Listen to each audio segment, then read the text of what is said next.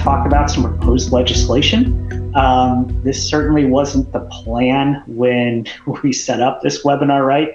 But we'll go ahead and pivot and talk about what that legislation means to you.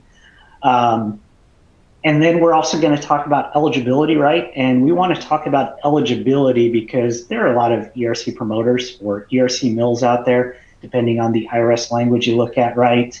Again, trying to take advantage of people, making claims for employers that are not eligible to claim the ERC. So we want to give you those rules. Hey, do you qualify? If not, and you claim ERC, you may want to look at the Voluntary Disclosure Program or the Withdrawal Program. Again, you don't want to be on the hook for penalties and interest, right? And there's some good programs in there that we're going to talk about to basically get out of ERC. So with that, we'll go ahead and hop into it. And so I'm going to kick us off by talking about this proposed legislation, right? ERC came on the books in 2020. Really, we have three sets of law. We have a 2020 law under the CARES Act. We had a 2021 law for basically Q1 and Q2. We had a different law for Q3 and Q4. Then we have the infrastructure bill that kind of takes away Q4. So again, a lot of different legislation out there. And now we've got some that's basically proposing to put an end to it. So let's talk about the thing that's probably most important to the folks that are joining today, right?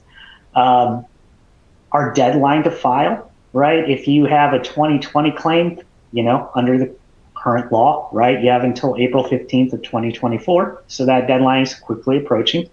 If you want to make a 2021 ERC claim, you have until April 15th of next year. At least that's what's currently on the books. The proposed legislation would put an early end to all ERC claims. And this would be basically in 8 days or so, give or take, on January 31, 2024. So the first question is, gosh, why is the IRS doing this, right? Or why is Congress proposing this legislation, not the IRS? This bill titled the Tax Relief for American Families and Workers Act of 2024. There's a lot of key incentives in there regarding business incentives, R&D expensing, 163J, bonus depreciation. There's also a child tax credit in there. They're using ERC as a pay for. They think there's $74 billion worth of ERC funds that they can save by shutting this down early. That's basically one piece of the reason they want to shut it down. We also know that there's a heck of a lot of fraud in the system. Again, these ERC promoters, right? We've received several emails or I guess announcements from the IRS talking about ERC mills, ERC promoters. Be careful, be wary. They're qualifying people that aren't eligible for ERC.